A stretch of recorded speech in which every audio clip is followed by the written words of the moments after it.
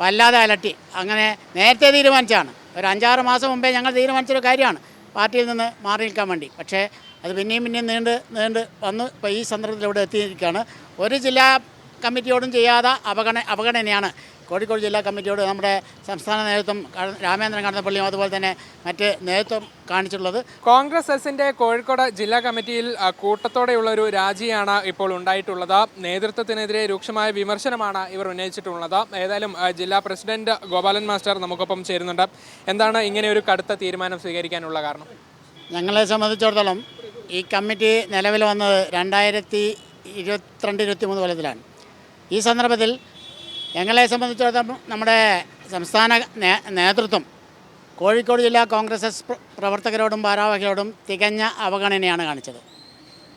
അത് തുടർന്ന് വരികയാണ്. ഞങ്ങളെ സംബന്ധിച്ചിടത്തോളം അത് വല്ലാണ്ട് അസഹനീയമായിരുന്നു. അപ്പോൾ ഏറ്റവും അവസാന ഘട്ടത്തിൽ ഈ തദ്ദേശ സ്വയംഭരണ തെരഞ്ഞെടുപ്പുമായിട്ട് ബന്ധപ്പെട്ട ഒരു പ്രക്രിയയും കൂടിയും നമ്മുടെ സംസ്ഥാന പ്രസിഡന്റ് ഭാഗത്ത് നിന്ന് വന്നതോടുകൂടി ഞങ്ങളെ വല്ലാതെ അലട്ടി. അങ്ങനെ നേരത്തെ തീരുമാനിച്ചാണ്, ഒരു 5-6 മാസം മുമ്പേ ഞങ്ങൾ തീരുമാനിച്ചൊരു കാര്യമാണ് പാർട്ടിയിൽ നിന്ന് മാറി നിൽക്കാൻ വേണ്ടി. പക്ഷേ അത് പിന്നെയും നീണ്ട് വന്ന് ഇപ്പോൾ ഈ സന്ദർഭത്തിൽ ഇവിടെ എത്തിയിരിക്കുകയാണ്. ഒരു ജില്ലാ കമ്മിറ്റിയോടും ചെയ്യാതെ അവഗണനയാണ് കോഴിക്കോട് ജില്ലാ കമ്മിറ്റിയോട് നമ്മുടെ സംസ്ഥാന നേതൃത്വം രാമേന്ദ്രൻ കടന്നപ്പള്ളിയും അതുപോലെ തന്നെ മറ്റ് നേതൃത്വം കാണിച്ചിട്ടുള്ളത്. അതുകൊണ്ട് തന്നെ ഞങ്ങൾക്ക് ഇനി ഈ പാർട്ടിയായിട്ട് ബന്ധപ്പെട്ട് പ്രവർത്തിക്കാനുള്ള പ്രയാസമുണ്ട്. 26 നടക്കാൻ പോകുന്ന നിയമസഭാ തെരഞ്ഞെടുപ്പിൽ കോൺഗ്രസ് എസിന് സീറ്റ് കിട്ടുമോ എന്നുള്ളത് തന്നെ ഒരു വായുവിലുള്ള കാര്യമാണ്. അതിന് ശേഷം എന്താവും ഈ പാർട്ടീൻ്റെ സ്ഥിതി? അതല്ലെങ്കിൽ ഇയാൾ തന്നെ പ്രസിഡൻറ്റും ഇയാൾ തന്നെ മന്ത്രിയും MLA ഒക്കെ ആകുന്ന സമയത്ത് ഒരു വർക്കിംഗ് പ്രസിഡൻറ്റ് പോലും ഇല്ലാത്തൊരവസ്ഥയിൽ അടുത്തത് ആരാണ് ഈ പാർട്ടിയെ നയിക്കുക എന്നുള്ളതാണ് പ്രധാന ചോദ്യം. ഈ പ്രവർത്തനങ്ങളൊന്നും നേതൃത്വം മുഖവിലക്കെടുത്തില്ല എന്നുള്ളതാണ് സത്യം.